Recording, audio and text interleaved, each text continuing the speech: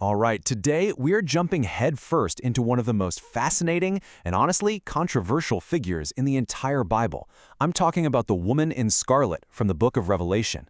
We're about to go deep, looking at the original Greek, breaking down some heavy symbolism, and tackling a mystery that has really stumped people for centuries. I mean, when she first appears on the scene, the description is just wow. It's a picture of pure opulence. We're talking stunning, almost blinding luxury. And you gotta understand, this isn't just about being rich, this is a massive statement. This is the very picture of power, of imperial glory. So, the big question is, who is this woman? What does she really represent? Well, believe it or not, this description is absolutely packed with clues. It's like a puzzle. So let's start our little investigation right where we should, with the original Greek text. Because trust me, that's where the keys are hidden to unlock all the layers of meaning behind her look, her actions, and, well, her true identity. Okay, first up, let's zero in on the most obvious clue, what she's wearing. Her clothes. Because these colors, they weren't just picked for show. In the ancient world, a color could say more than words ever could. It sent a very, very powerful message. So the Greek word for her purple clothing is porphyroon.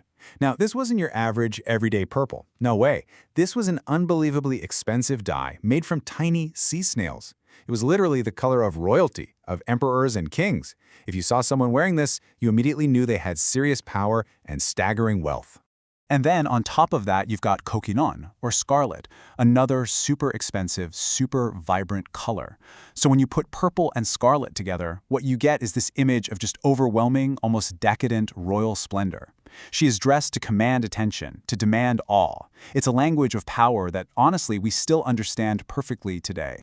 Okay, but the clues don't stop with the colors of her clothes, not even close. The mystery gets even deeper when we start looking at all her jewelry and decorations. This adds a whole new, fascinating layer to the whole thing. And the text really wants us to see the sheer excess of it all.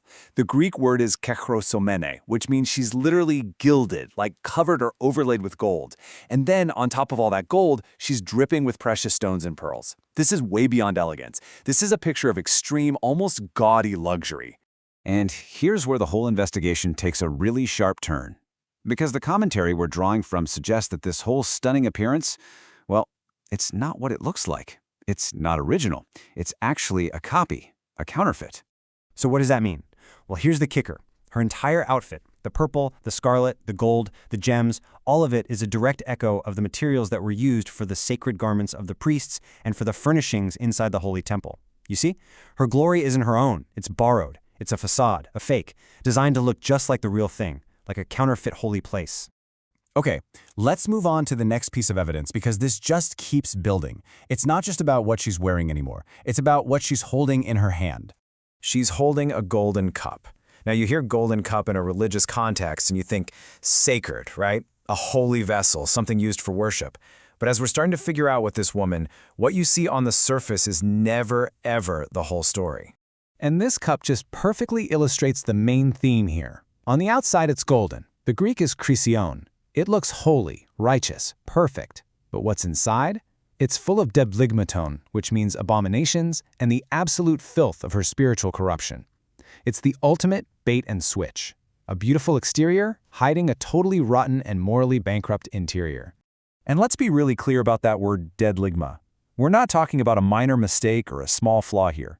In the biblical Greek, this word means something profoundly detestable, something deeply spiritually offensive. It's often tied directly to idolatry. It's a huge warning sign, you know? A reminder that sometimes the most beautiful packages hide the most poisonous contents. Okay, so let's recap. We've looked at the clues, the royal clothes, the over-the-top jewels, that deceptive golden cup. Now it's time to put all the pieces together and see what kind of picture they paint. What identity is all this evidence pointing to? And look at how perfectly this all connects. Her royal clothes, they represent a false claim to religious authority. All that luxurious jewelry, it's a counterfeit version of true inner holiness. And that golden cup that looks so pure, it stands for corrupt rituals and false teachings. Every single clue points in the same direction. It's a totally consistent profile of deception. This quote from our source commentary just nails it.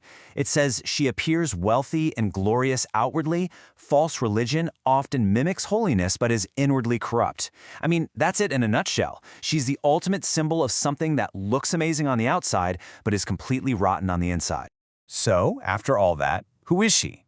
Well, the interpretation presented here is that she's not a literal person at all. She's a symbol for the old temple system or the old city of Jerusalem back in the 1st century. The idea is that it was a system that still had all the beautiful outward appearances, the glorious temple, the rituals, but on the inside, its spiritual heart was gone. It was an empty shell. But the story doesn't just stop with figuring out who she represents. This vision is also a prophecy. It's about her ultimate fate. And, fascinatingly, her judgment is tied directly to the very symbols of her power. And that theme of imitation, of being a counterfeit, continues right here. Think about her cup. It's full of self-righteousness and corruption. Now contrast that with the cup that Jesus talks about in the Gospels, a cup of suffering, of sacrifice, and in the end, salvation. Her cup is just a twisted, self-serving imitation of a truly divine idea. And then, in this moment of incredible poetic justice, her own symbol seals her fate.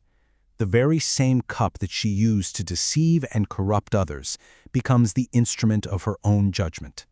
The prophecy says she'll be forced to drink from it, and she'll get a double dose of the consequences of her own actions. So this whole story of the woman in scarlet really leaves us with a powerful, timeless question, doesn't it? She is this incredible symbol of how a beautiful, glorious exterior, whether it's in religion or politics or any powerful institution, can hide some really deep corruption. And it makes you wonder, where do we see that same pattern playing out today? How do symbols of wealth and power still mask what's really going on underneath? What golden cups are out there right now, looking beautiful and holy, but are actually filled with something toxic? That's the question this ancient text kind of leaves echoing in our minds. Thanks for digging into this with me.